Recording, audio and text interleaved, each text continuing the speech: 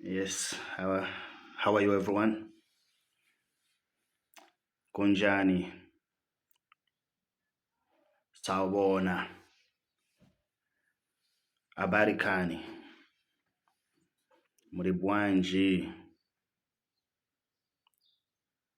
murishani. Hey, I'm quiet. I've greeted you in many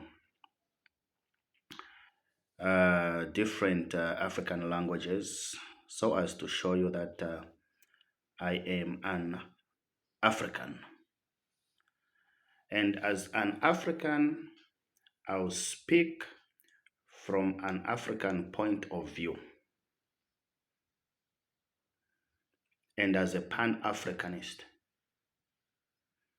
I will speak in the interest of the African people.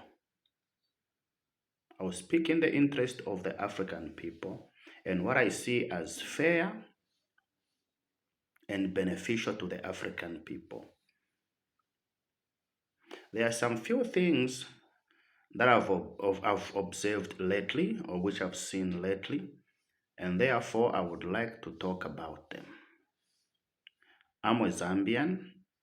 This is where I stay, but I always say that I am an African. So to me, I am first an African. Then if you want to know where I am right now, then I'll tell you that I'm in Zambia. But I'm an African. Because this thing of dividing Africa never came from us Africans. It came from the colonialists with an aim to control us, to rule us, and to take our resources. I would like to talk about the two countries, first and foremost,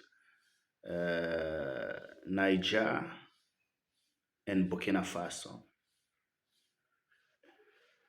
In regard to the coups that took place and the stories that we've been hearing thereafter. Now, my focus won't be on the coups because I know a lot of people do condemn coups and all that. Now, that's a very, very sensitive matter.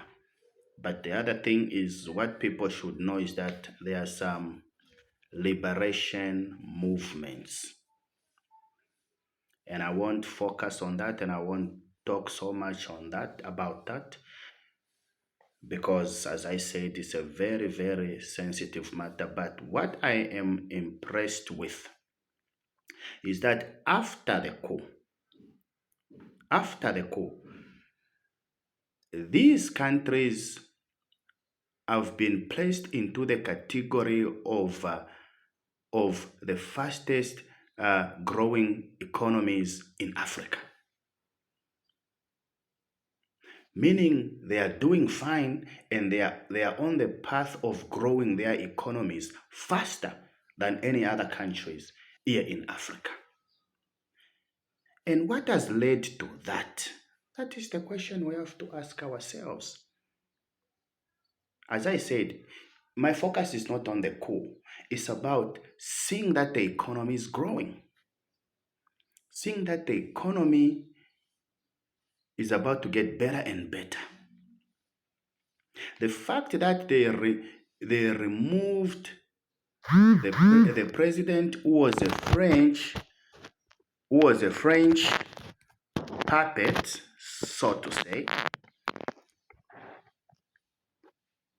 then they probably had to change the colonial policies which had to do with trade.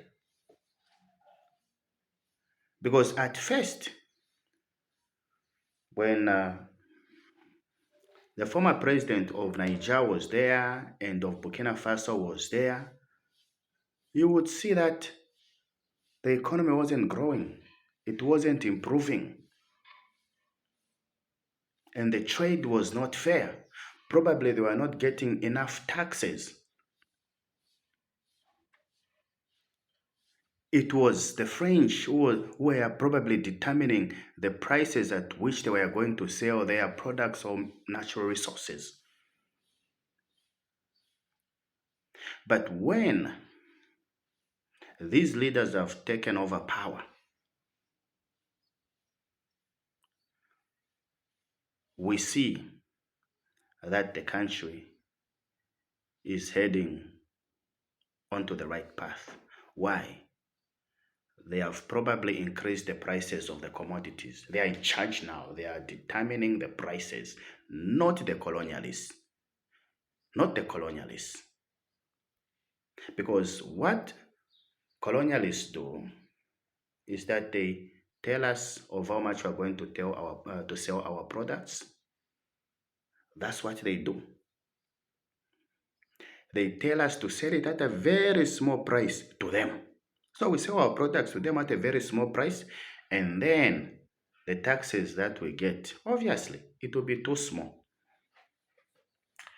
That is the issue. But now, in Africa, we are seeing leaders who are not just trying to gain that political control and kingdom, but they are now defeating neo-colonialism, and that's what we want in Africa. We are the owners of the continent, and we have to be in charge of our land, and what comes from our land, we have to benefit from it as indigenous people of Africa. That's what should happen. And my suggestion to all the African leaders is that let us look for ways to how we are going to fight imperialism, to how we are going to fight neo-colonialism. By the way, neo-colonialism is a system that controls the economies of the African countries or Africa. That's what we have to do. How are we going to fight colonialism? How are we going to fight neo-colonialism? That's what we have to do, rather than what we see in other countries, that we fight amongst ourselves. It is not fair at all. What is the point of fighting amongst ourselves? Somebody told me a story of that an elephant entered into the house, and all of us kept on arguing, against one another and blaming one another.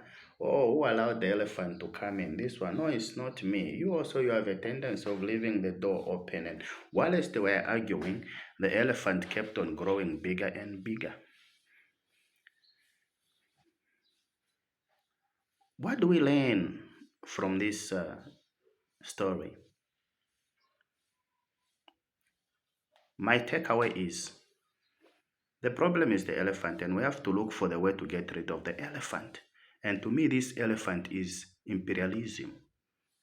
Colonial ideas which were designed to control and manipulate other people and to take their resources, to always leave them in an impoverished state, whilst they are building their own countries and their people are feasting all the time. Your enemy is not me. It's not the former president. It's not the incumbent president. We are not enemies. We are brothers. The sooner this gets into our minds and hearts, the better off are we going to be. Rather than this politics of tit for tat, fighting against one another, not disrespecting one another. Like recently here in Zambia, one of the youths, I don't know whether it's a youth or not a youth, he just decided to make derogatory statement against the former president. And I do not support that. I don't care whether I belong to this party or that party, PF, whatever party, I don't care. But the idea and tendency of is insulting elderly people, fathers of the nations, and former presidents is just uncalled for. We are not supposed to be doing that. That's not the spirit of a Zambian. We are taught ukwebati uli wonso wakumanya ni wisonanoko chindika wonsepo wakumanya omusebo. Learn to respect people, especially a man who once governed this nation. Quite all right, he had his own shortcomings. Who is perfect? Am I perfect? Are you perfect? None of us is perfect. He had his own weaknesses as a human being. But at least we can look at one thing. Let us redirect our perspective into a place whereby, on a side where we can at least see good things. We shouldn't be pessimistic. Don't say tumonafyo Don't say tumonafyo. No, we shouldn't be like that. We shouldn't be like that. So I concur with the Socialist Party youth leaders that we have to respect former presidents, even by HH, at the time that he will leave office. There will be a necessity for all of us to respect him. But as for now, that should not keep us from suggesting and advising and expressing our freedom of speech. No, we can express ourselves and say that, no, I think we are not going into the right direction. I think things do not look, as bright as, as the promises which were made unto us. We can express ourselves. We are the ones who should provide checks and balances. That's how it is. So let us refrain from politics of insulting one another. Those politics of okutukana kale vyapwafilia. Pali no mbavane, tiye ntule chitafe exchange ama ideas. Chapwa. Nga chakwe bati, mumutima na mmano mwafura fiensere. It's high time you brainwashed your mind and fill it with information and ideas and knowledge, so that when you begin to share your ideas, they will hear you and say that, no, what he's talking about makes sense. Who are we to say no to that? That's the place where we should get at. That's the place where we should get at. There is a need for us Africans to become one, to be united. Please, napapata. The other thing is that I want to talk about is in regard to the impeachment. Those members of parliament who are calling for the impeachment of the speaker, they are exercising their democratic rights, and we want to see democracy flourishing in this country. To me, I don't have the details of the matter. Nonetheless, I would just say it's democratic altogether. But at the end of the day, let the rule of law be upheld. That's what I can just say. The rule of law should be upheld. The law should take its course in Zambia. We should not be judging matters on the basis of this one did that to me, so I will therefore do the same to him.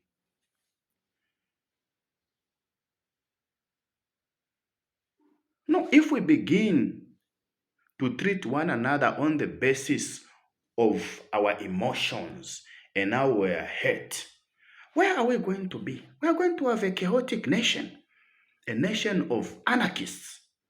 There will be disorder and confusion. Moreover, what is happening, just to touch on a little bit on what is happening in the PF party, that's their problems, their party problems should be handled by the party. That's my suggestion. Should be handled by the party. Moreover, the law should be considered to who is wrong and who is right. What is the law saying in regard to what is transpiring to the PF, to PF? This faction, that faction, who is right and who is wrong? Let the law take its course. That's what I would say. And when clergymen advise and suggest about such matters or the things that are happening in our country, they should pass fair judgments. I don't think that it's fair when a clergyman comes out and says what that one is doing to them, that's what they did to him. Then what advice are you saying? Eh? So if I've got two children and 1 month ago the other one beat the other and hurt him so badly that he even lost his teeth, then today the other one who lost the teeth comes and says, I'll hit him too. Then he plucks out the eye of the one, who took out the teeth. Then me as a father, I'll be there and I'll say that, oh, you remember, you took his teeth out. So now he has plucked your eye. So this is what you've been doing to each other. So go on. Then what kind of a father? What kind of a father is, should govern and parent his children in that way?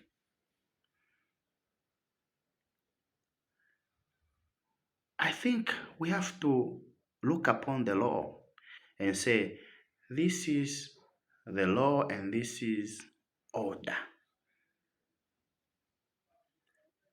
The way forward is this. I'm giving you direction and I'm helping you to see clearly. This is where you have to go according to the law. According to the law. And people of Zambia, I think we have to come to a place whereby everything which we hear on social media, whether they are coming from elite, high-profile people, let us learn to examine and judge. Don't just take everything because they are attached with scriptures. I know we are a Christian nation, and whenever a certain discussion and teaching comes to you, while it's quoted with scriptures, then you say, it's all right, it's okay, I'll take it. No. It's high time we began to judge and think and say, what this one is saying is unacceptable. It's not right. This is not how things are supposed to be. I think that's how things are, that's how we should be taking things. Now, the other thing is about Chibuluma Road. People in Twibu, Kishe, Chachacha, and those areas have been complaining about the state of the road. It's just bad. The road is just bad, and we don't want the road to be built or constructed because we just want to see beauty. It's a matter of health. The health of the people in that area is at risk. A lot of people have got compromised health. This is what I'll tell you. Abalwala ama-TB bengi, ababa positive tuli bengi, in other words, So the point is, please, the idea of constructing that road should be a priority, because of people's health. Because of people's health.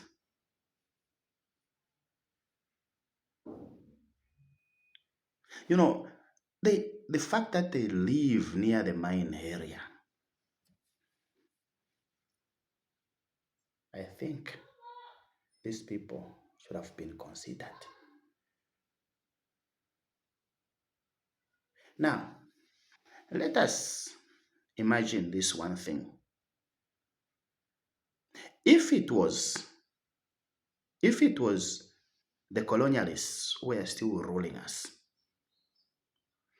and we had some white people living in Twebukishe, do you really think that they would take long to construct that road? In that state it is. If you can go to that area and you see Chibuluma Road, you see Twebukishe and Chachacha, all the houses are covered in dust. They had been bringing some water bowsers and they would spray water. The moment the water bowsers just reaches the other end, covers maybe 500 meters, then the dust begins to rise again because trucks passes there frequently. I don't know.